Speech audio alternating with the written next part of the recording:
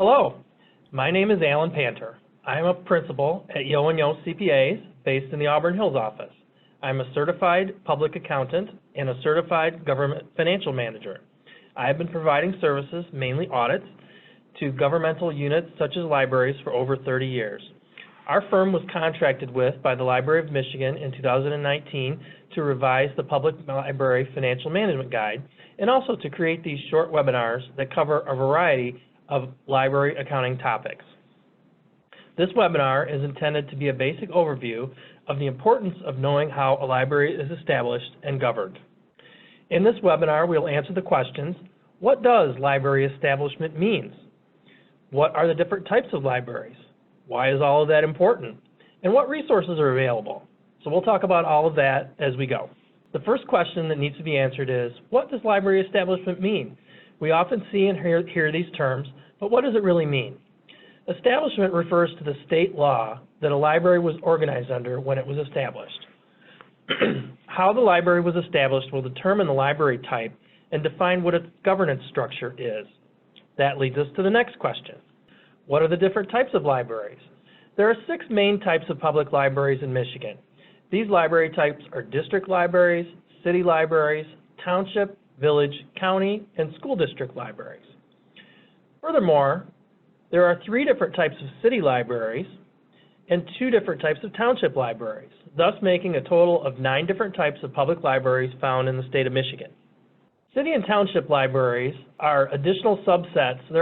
These additional subsets of the city library types are a city library created by charter, resolution, or ordinance, or organized under Section 1 of PA 164 of 1877, a city library organized under Section 10A of PA 164 of 1877, and Home Rule city libraries under Section 4E of the Home Rule City Act, PA 279 of 1909. There are 2 types of township libraries. These are township libraries organized under Section 10 of PA 164 of 1877, and charter township libraries under Section 13A of the Charter Township Act, which is PA 359 of 1947. Why is it important how a library was established? How a library is established determines both governance and financial management. Most public libraries have a board of trustees. Those libraries and their trustees may be unsure about what duties and powers they really have and who has the ultimate authority over the library. The boards are either elected or appointed, depending on how the library was established, and the board members bear the primary responsibility for the public library. The state statute that authorized the establishment of the library governs the powers and duties of the library boards, as well as the relationship with local government authorities, if any. For instance, a library that is established under Section 1 has a 5-member appointed board, as opposed to a library established under Section 10A that is a 6-member library board. A city library may or may not have an autonomous board. Additionally, a library may be a department or component unit of a city or other governmental entity. In this case, the library is subject to the administrative rules and regulations of that governmental entity and may be answerable to a non-elected official, such as a city manager.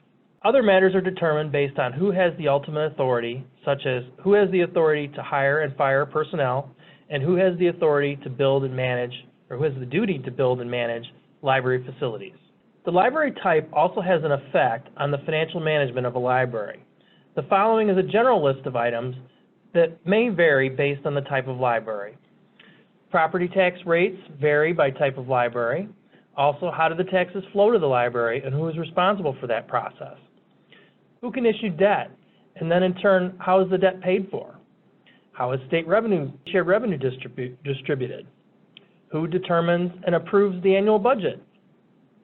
How is and who is ultimately responsible for money raised to support the library, and whose policies must be followed? An autonomous board has the power to set their own policies, as opposed to a board that falls under the governing body of a municipality that would have to follow the policies that are set by that municipality's governing board. Some sort of accounting function will be common to all library types, But the library function is presented differently in the library's financial statements depending on how it was established. A library that is essentially a department of a city will be presented as a fund or a component unit of the city on the city's financial statements. An autonomous library, such as a district library, will present its own financial statements and be responsible for the audit of those financial statements as well. This brief webinar was intended as a starting point and as an introduction to library establishment and government issues. If you need information or assistance with any of these issues, the Library of Michigan can help. Please feel free to contact the following individuals who can assist you.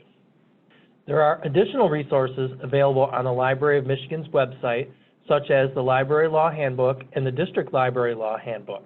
These two publications contain detailed information concerning legal matters for your particular type of library, and they're very good sources of information. In summary, both the library board and management should know how their library was established in order to identify who has the ultimate power over the library and responsibility for its operation.